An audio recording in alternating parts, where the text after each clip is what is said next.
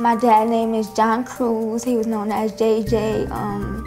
He was put in jail for forming a gang called the Joseph Place Gang. He had a lot of money. He was a drug dealer. I was told that he was associated with homicides and stuff and weapons, but I don't think it's true. I do know that he did sell drugs because some people don't always have jobs and stuff. Like, you know, they gotta do what they gotta do to take care of their family and stuff. My thing is this, caretakers and service providers, a lot of us, we forget.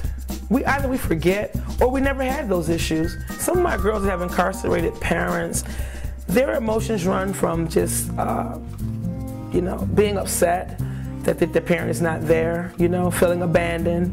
Also, a lot of them are passed around the system. You know, when that parent is incarcerated, these kids go from relatives to relatives. You have folks who use them for money.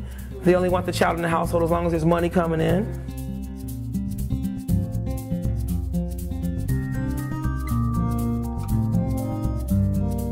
It affected me, seeing my dad in the cop car, seeing him crying.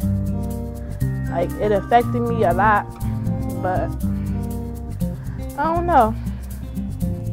That's my dad, and it's like I can go to him before I can go to anybody else and have that trust to know that if I don't want something told, that like he won't tell, but then he'll always, like, if I do something wrong, he'll tell me, oh, you know that was wrong, and then like tell me what to do, and then he'll be like, but everything's gonna be okay.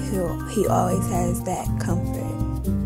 I think one of the hardest things while being in prison is, I remember I used to get letters from my daughter saying I was the best mother in the world, and I was never a mother to her, so that kind of really hurt. But in her eyes, I did nothing wrong, you know. So she was just this little innocent girl who has been negatively affected by the choices that I've made. He was like, I gotta go away for a little while. He said he didn't know how long and that he would be back. But after they sentenced him, he never came back, and now he gotta do 17 years. I remember a woman telling me in the jail group once that she said, our children are worried and angry, and they need help, and we need help learning how to be better parents. But these folks that write the grants, design these programs, they're not aware of these things. They're not aware of these things, so they create programs that aren't really designed for these kids. So it's just wasted money. However, your coordinators and your directors and your different folks, they're getting paid at the expense of these kids, and it's just wrong.